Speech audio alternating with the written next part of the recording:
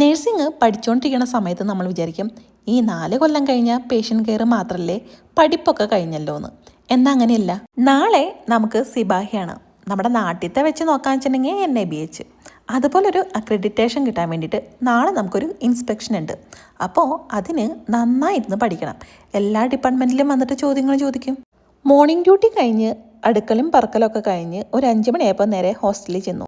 നമ്മൾ പഠിക്കാൻ വേണ്ടിയിട്ടാണ് പോയതെങ്കിലും അവിടെ ചെന്ന് കഴിഞ്ഞപ്പോൾ ചായ കൂടിയും വർത്താനവും കോപ്രായം കാണിക്കലും ഇതൊക്കെ തന്നെയായിരുന്നു കൂടുതലും. അതിൻ്റെ ഇടയ്ക്ക് കുറച്ച് പഠിത്തം. അതെല്ലാം കഴിഞ്ഞപ്പോൾ രാത്രിയായി. ഒരു 8 മണി 8:30 ആയപ്പോൾ ലാലു വന്നിട്ടുണ്ട്. തിരിച്ച് വീട്ടിലേക്ക് പോകണമല്ലോ. ചെന്നു, കുളിച്ചു, കഴിച്ചു, കിടന്നു. പിറ്റേ ദിവസം രാവിലെ 7 മണിയായപ്പോൾ തന്നെ വീണ്ടും എഴുന്നേറ്റ് നമ്മൾ നേരെ ഹോസ്പിറ്റലിൽ പോവാണ്.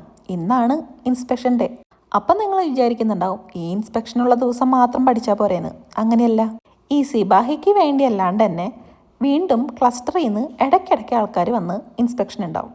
അപ്പോഴും ചോദിക്കുന്ന ചോദ്യങ്ങൾക്ക് നമ്മൾ ഉത്തരം പറയണം.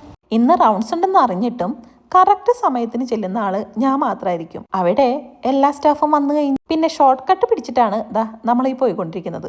മെയിൻ റോഡ് അപ്പുറത്തുണ്ട്. ഈ പോണ വഴിക്ക് മുഴുവൻ ഇതേപോലത്തെ വെള്ളാരങ്കല്ലാണ്. വീട്ടിൽ പെബിൾസിന് പകരം ഇത് കുറച്ച് കൊണ്ടുവിട്ടാൽ മതിയായിരുന്നു. നമുക്ക് ഇന്ന് പഠിക്കൽ മാത്രമല്ല, പേഷ്യൻസ് ഉണ്ട്. അപ്പോൾ പേഷ്യൻ്റ് കെയറും കൊടുക്കണം, അതിൻ്റെ കൂടെ പഠിക്കും വേണം. രാവിലത്തെ ഫുഡൊക്കെ എടുത്തുകൊണ്ട് വെച്ചിട്ടുണ്ട്, കഴിച്ചില്ല. അത്ര നേരം ഒരു കൂസലില്ലാത്ത ഞാൻ പിന്നെ ടെൻഷൻ അടിച്ചു തുടങ്ങി. എന്നാൽ പിന്നെ ഇതിൻ്റെ ഇടയ്ക്ക് ഇത്തിരി വായിക്കാമെന്നും വിചാരിച്ചു.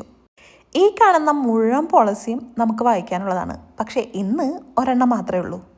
ഈ ഇൻസ്പെക്ഷൻ സാധാരണ എല്ലാ പോളിസിയും കൂടിയിട്ട് ഒരുമിച്ച് ചോദിക്കാൻ വേണ്ടിയിട്ടാണ് വരാറ്. പക്ഷേ ഈ പ്രാവശ്യം ഒരെണ്ണമുള്ളൂ. ഇത് പാസ്സായി കഴിഞ്ഞാൽ അടുത്തത് വരും. ഒരു പോളിസിയിൽ ഇത്രയ്ക്കധികം സാധനങ്ങളുണ്ട്. ഇത് മുഴുവൻ നമ്മൾ കാണാപ്പാഠം പഠിക്കണം. ഇതിലത്തെ പ്രൊസീജിയറും കാര്യങ്ങളൊക്കെ നമ്മളോട് ചോദിക്കുമ്പോൾ നമ്മൾ ഉത്തരവും പറയണം. ഫൈനലി നമ്മുടെ റൗണ്ട്സ് കഴിഞ്ഞ് പോയിട്ടുണ്ട്. എല്ലാം സെറ്റായിരുന്നു. അങ്ങനെ അത് പാസ്സായി എന്നാണ് പറഞ്ഞത്. അതെല്ലാം കഴിഞ്ഞ് ലഞ്ചിന് നേരെ ഹോസ്റ്റലിൽ പോയി. അവിടെ ഫുഡൊക്കെ ഉണ്ടാക്കി വെച്ചിട്ടുണ്ടായിരുന്നു. ഇപ്പം നമ്മൾ OCക്ക് ഫുഡ് അടിയാണല്ലോ.